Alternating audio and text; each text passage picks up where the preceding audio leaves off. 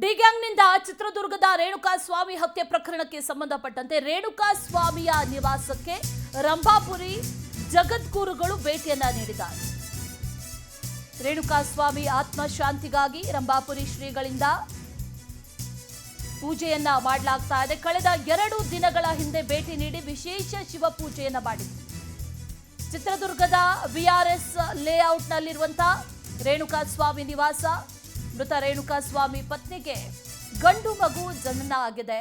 ಆ ಹಿನ್ನೆಲೆಯಲ್ಲಿ ಕುಟುಂಬದಲ್ಲಿ ಶಾಂತಿ ನೆಲೆಸಲಿ, ಮಗುವಿನ ಆರೋಗ್ಯ ಚೆನ್ನಾಗಿರಲಿ ಅನ್ನುವಂತಹ ಕಾರಣಕ್ಕಾಗಿ ಪೂಜೆಯನ್ನ ಮಾಡಿದ್ದಾರೆ. ಅದರ ಜೊತೆಯಲ್ಲಿ ರೇಣುಕಾ ಸ್ವಾಮಿ ಹತ್ಯೆಯ ಬಳಿಕ ಇಡೀ ಕುಟುಂಬ ಮಾನಸಿಕವಾಗಿ ಕುಗ್ಗಿ ಹೋಗಿದೆ. ಮಾನಸಿಕ ನೆಮ್ಮದಿಗಾಗಿ ಪೂಜೆಯನ್ನ ಮಾಡಲಾಗಿದೆ.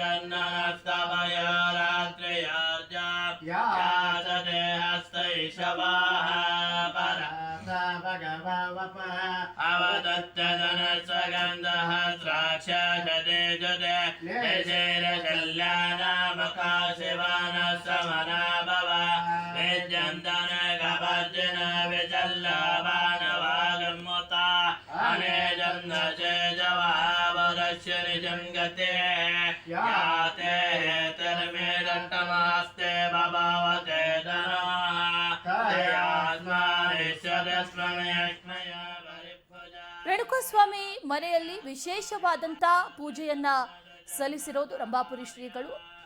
ಮಾನಸಿಕ ನೆಮ್ಮದಿ ಜೊತೆಗೆ ಇತ್ತೀಚೆಗೆ ಗಂಡು ಮಗು ಜನನ ಆಗಿತ್ತು. ಆ ನಂತರದಲ್ಲಿ ಕುಟುಂಬದಲ್ಲಿ ಒಂದಷ್ಟು ಶಾಂತಿ ನೆಲೆಸಲಿ, ರೇಣುಕಾ ಸ್ವಾಮಿ ಆತ್ಮಕ್ಕೆ ಶಾಂತಿ ಸಿಗಲಿ, ಮನೆಯಲ್ಲೂ ಕೂಡ ನೆಮ್ಮದಿ ಸಿಗುವಂತಾಗಲಿ ಅನ್ನುವಂಥ ನಿಟ್ಟಿನಲ್ಲಿ ಪೂಜೆಯನ್ನ ನೆರವೇರಿಸಲಾಗಿದೆ. ರೇಣುಕಾ ಸ್ವಾಮಿ ಕುಟುಂಬಸ್ಥರು ಕೂಡ ಈ ಪೂಜೆಯಲ್ಲಿ ಭಾಗಿಯಾಗಿದ್ದಾರೆ.